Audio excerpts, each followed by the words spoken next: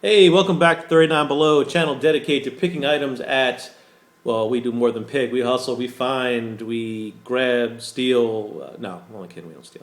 But we got into $39 or below, only to be sold at a higher dollar amount above $39. Tell them, Kramer, we.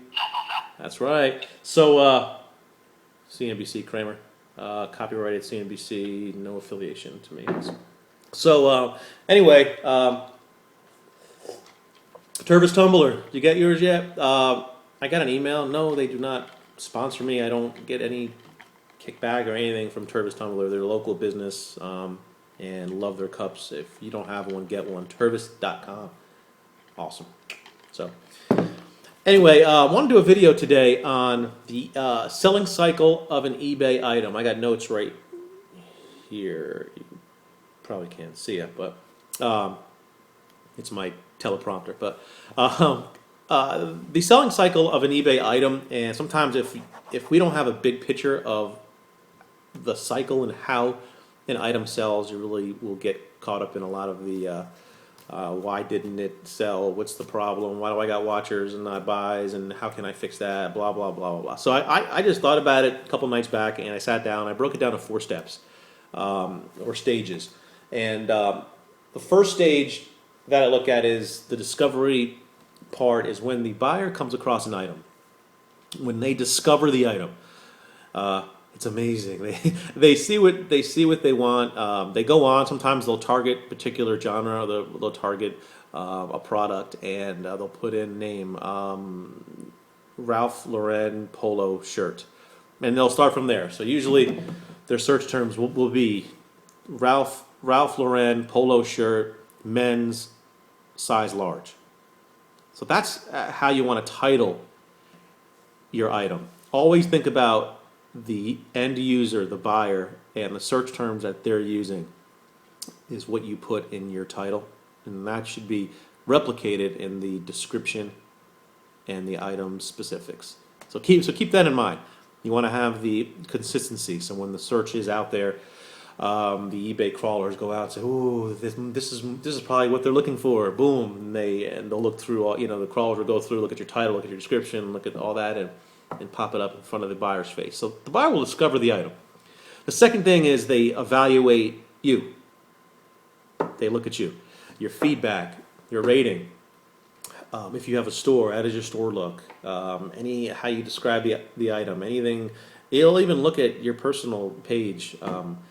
I know eBay has that personal page, but they'll even take a look at that too, and so they'll start to evaluate you. They'll start to look at your store, and then they'll look at the product. Then they'll maybe if they do like it, if they found value in that, they'll watch the item.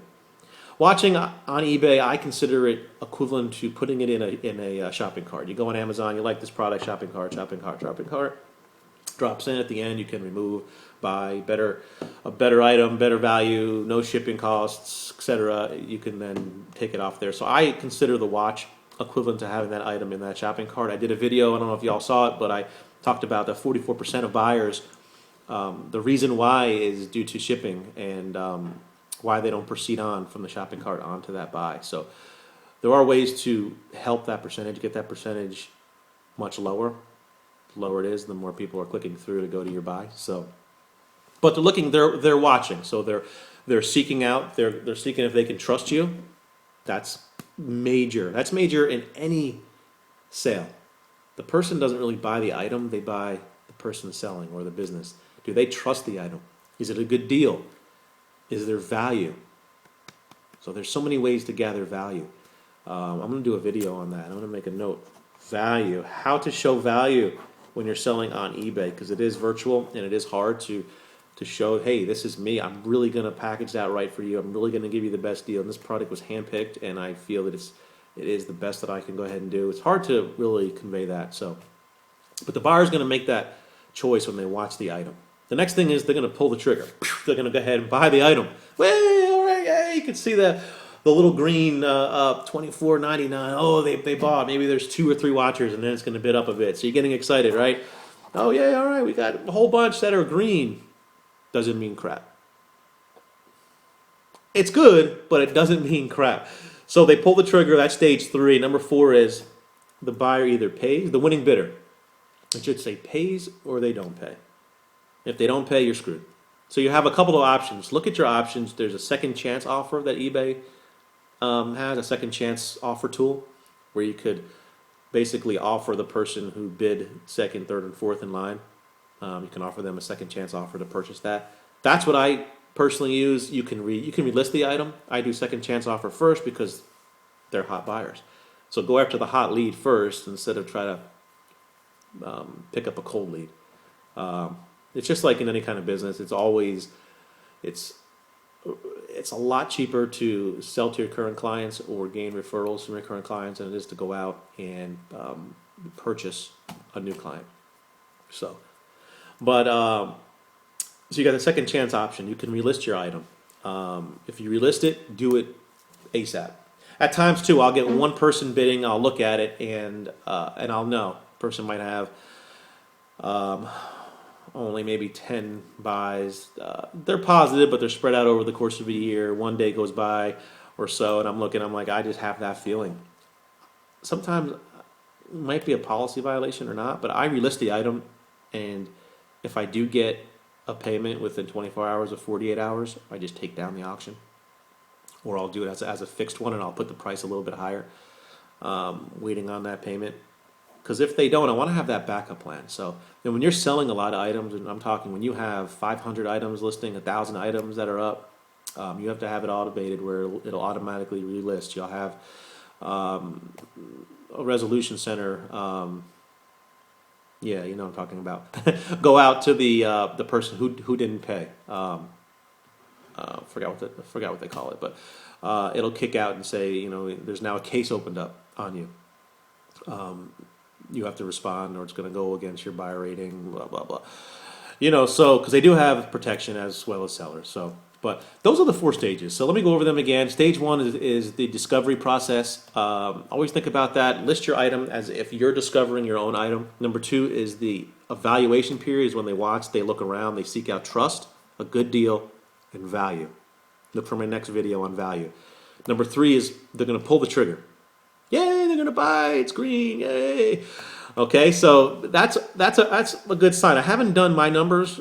I'm going to look at that. What's my ratio to how many actually bid but don't pay? I got to look at that. I know eBay does do that with our sales report, but I don't check that out too often. I'm going to start doing that.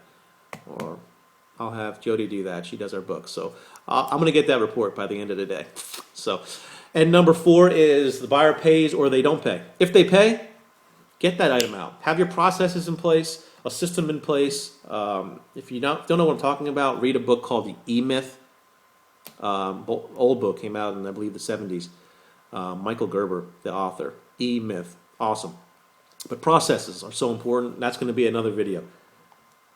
The specific processes that should be in place, from your picking to how you keep your inventory to how you list to how you package, how you ship, accounting, all that stuff. So I want to have that video up to probably within the week. So anyway, I hope that helps. 4 stages of eBay selling, cycle of an item, and get your Tervis tumbler, because I'm going to go get some today.